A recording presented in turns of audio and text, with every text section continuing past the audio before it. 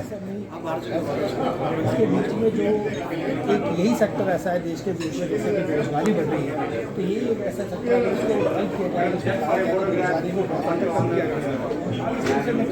जो नए इंडस्ट्रीज आ रहे हैं, छोटे छोटे काम करना चाहते हैं, तो किस प्रकार से लोन ले सकते हैं, किस प्रकार सेक्टर के बीच में आकर अपना जो स्टडीज कर सकते हैं।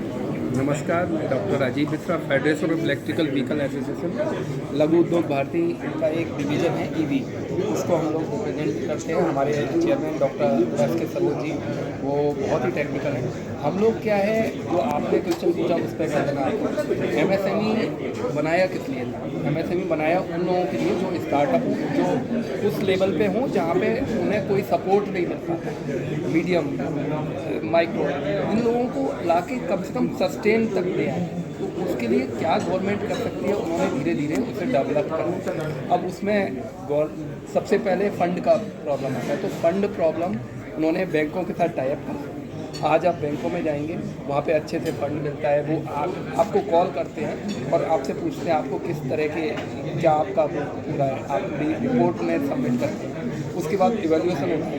तो ये फ्रेश प्रोसेस जिसमें एक स्टार्टअप, जो बच्चा अभी बीटेक या इंजीनियरिंग करके निकला है, उसे वहाँ पे अपना प्रोजेक्ट डेवलप करने के लिए फ़ंड मिल जाता है।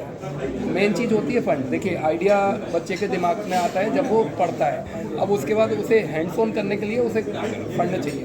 तो वो फंड कहाँ से मिलेगा? वो एमएसएमई से मिलेगा। एमएसएमई का इतना अच्छा रोल इसमें है कि बिना कुछ करे हुए आपको फंड बहुत कम उसमें मिल जाता है, और वो बच्चा जो करने वाला होता है वो उसे टर्न अप करके बहुत अच्छे वो। जैसा कि सरकार ने, भारत सरकार ने एमएसएमई फैसिलिटी देने के लिए 22,140 करोड़ रुपये का बजट रखा है 2023 के लिए, और वो जो कि पिछली बार के बजट से 42% है। तो सरकार जो इतना लोगों को अपना बजट बढ़ा रही है, सब कुछ कर रही है कि एमएसएमई में लोगों को लाया जाए, तो लोगों को एजुकेट कैसे किया जाए इसके विषय? देखिए, ये एक बहुत बड़ी समस्या है। हम लोग भी जब भी एमएसएमई मिनिस्टर साहब से दाता से उनसे भी मीटिंग हुई, और भी एमएसएमई के लोगों से मीटिंग हुई, हमने कहा एक ही सोल्यूशन है, अवेयरनेस। जब तक आप अवेयरनेस नहीं फैलाएंगे, आज भी हम जाते हैं, हम कॉलेजों में भी जाते हैं, हम इंडस्ट्री में भी जाते हैं, हम मिनिस्ट्री में भी जाते हैं एज ए फेडरेशन, तो हमें ये लगता है कि अभी भी गैप है।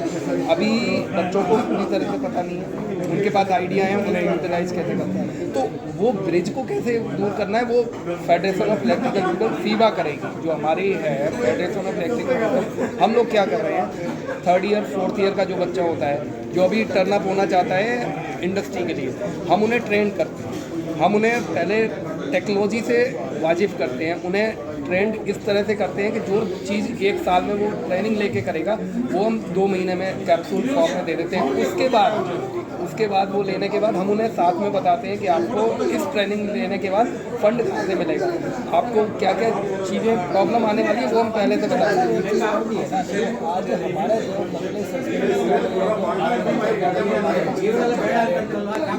चाहते हैं कि हम नौकरी में जाएं, कोई भी रिस्ट्रक्टर नहीं लेना चाहता। बिल्कुल जो नई जनरेशन आ रही है, हम उसको कैसे बताएंगे कि भाई जैसे अगर वो नौकरी, जैसे हमारी सरकार की एक पॉलिसी है कि आप नौकरी देने वाले बनो, नौकरी लेने वाले ना बनो, तो उनको कैसे एजुकेट करें आत्मनिर्भर बनाने के लिए? कैसे हम उनको बताएं कि नौकरी से कम जो अपना रिस्क फैक्टर है वो बिजनेस में है? देखिए, है क्या, आप पहले ज़माने में जाएंगे तो हमारे यहाँ बहुत अच्छी व्यवस्था थी, गुरुकुल थे, वहाँ पे लघु उद्योग के बारे में। अब एमएसएमई है, सेम गुरुकुल आपका बात। मेरे बाबा जी बताते थे कि हाँ, वहाँ पे सब चीज़ें हैं, आप कोई छोटी से छोटी चीज़ ले लिए, बड़ी से बड़ी वहाँ पे बनाते थे। तो हम लोगों ने क्या करा, उसे अपने आप टर्न अप कर दिया, या अंग्रेजों ने जो भी करा, वो पिछला जो हो गया वो छोड़िए। अब आपका जो क्वेश्चन है उस पर आते हैं कि उन्हें कैसे बताएं। उसमें क्या है, हम लोग सेमिनार्स करते हैं। सेमिनार में हमें बच्चों को दिखाना पड़ेगा कि आपको अभी जो दिख रहा है, आपको क्या है, एक सैलरी, हेल्दी सैलरी दिख रही है, पैकेज दिख रहा है कि आपने एजुकेशन पूरी करी और आपको पैकेज मिल गया 50 लाख, 2 करोड़, आपको सिंगल शॉट में दिख रहा है। बट उसके पीछे आप कहाँ तक ग्रोथ जाएगी और उसके बाद आपका क्या होगा, ये नहीं पता। उसके लिए हम लोग क्या करते हैं, हम लोग पूरा एक एजेंडा बनाए हुए, हमारा एक वो बना हुआ है, क्या क्या इसमें रिस्क फैक्टर रहेंगे, आप अगर जॉब चूज़ करते हैं क्या क्या रिस्क फैक्टर रखें अगर आप ये लेते हैं। तो एक वो चीज़ होती है कि शॉर्ट टर्म में जैसे जाना होता है वो जॉब ज्वाइन करेगा, उसे तुरंत मनी चाहिए। जब तुरंत मनी चाहिए तो उसके लिए क्या है, आपको बच्चे ऐसे होते हैं जिन्हें मनी चाहिए, वहाँ पे जिस दिन उन्होंने पढ़ाई ख़त्म करी उस दिन के बाद उन्हें मनी चाहिए, तो वहाँ पे उन्हें जॉब ज्वाइन करनी पड़ती है। लेकिन वो भी एक अच्छा है, अगर वो जॉब ज्वाइन करता है और 5 साल के ट्रेनिंग के बाद अपना खुद का बिजनेस करता है, वो भी एक अच्छा ऑप्शन है। तो हम हर तरह से बच्चों को यही कोशिश करते हैं, कैसे भी आप सेल्फ सस्टेन मॉडल में आओ, आत्मनिर्भर भारत बनाओ। हमारे प्रधानमंत्री जैसे कहते हैं आत्मनिर्भर भारत, उसमें बनाओ और ज़्यादा से ज़्यादा रोजगार दो।